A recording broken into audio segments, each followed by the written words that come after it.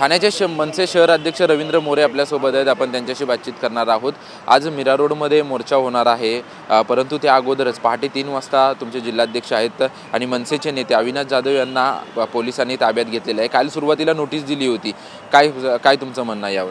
आम्हाला तेच कळत नाही आहे। काल या भारतात कोणालाच असं झालं नसेल। सुरुवातीला आमच्याच ह्या जाधव साहेबांना मुंबऱ्यामध्ये बंदी 2 महिन्याची होती, परंतु एका दिवसाची बंदी आणि काय तडीपार, हे काय नक्की कायदा यांचं सरकार म्हणून हे काही करणार असं सगळं चाललेलं आहे।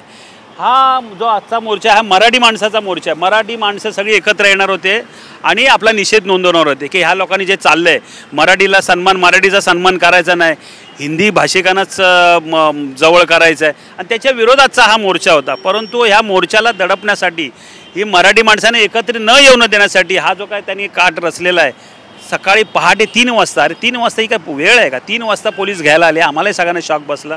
आम्ही सगळे आलो, त्यांच्यासोबत आम्ही देखील होतो, आम्हाला फोन आले, आम्ही सगळे आलो। परंतु ही पद्धत नाही आहे। म्हणजे नक्की हे सरकार कोणाचं आहे? तुम्ही म्हणतात मराठ्यांचं सरकार, मराठी माणसाचं सरकार आहे। महाराष्ट्रात मराठीलाच वाव नाही असं आता वाटायला लागलं आहे।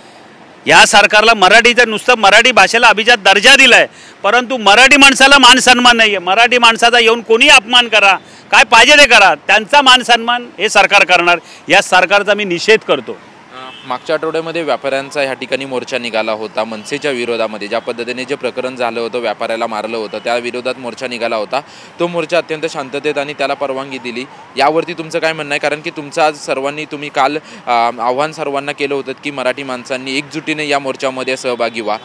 हा मोर्चा देखील शांततेतच पार पडणार होता, कारण ह्या मोर्चाला कोणाचा पक्षाचा झेंडा नव्हता।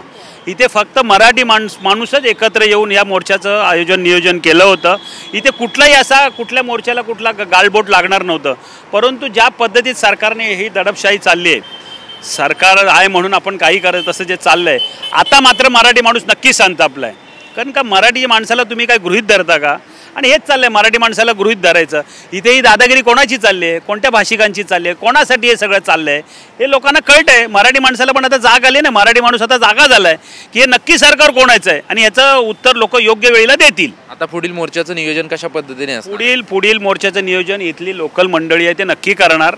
मी ठाण्याचा शहर अध्यक्ष आहे। मी सन्मान्य अविनाश जाधव साहेबांना इथे अटक केल्यामुळे आलो आहे।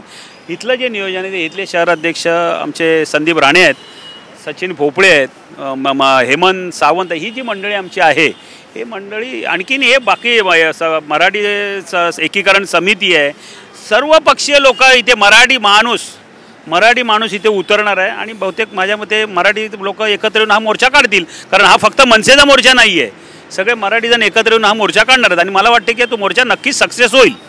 आमच्याशी बातचीत केल्याबद्दल। आपण पाहतोय की थोड्याच वेळामध्ये मोर्चा निघणार आहे, परंतु त्या अगोदरच पहाटे 3 वाजता अविनाश जाधव यांना पोलिसांनी ताब्यात घेतलेला आहे।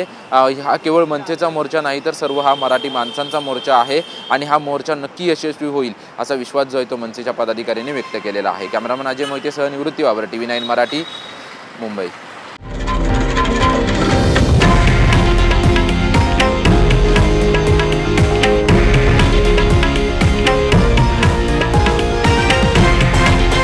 हे आहे देशातील नंबर 1 न्यूज नेटवर्क आणि आपण पाहत आहात TV9 मराठी, एकमेव।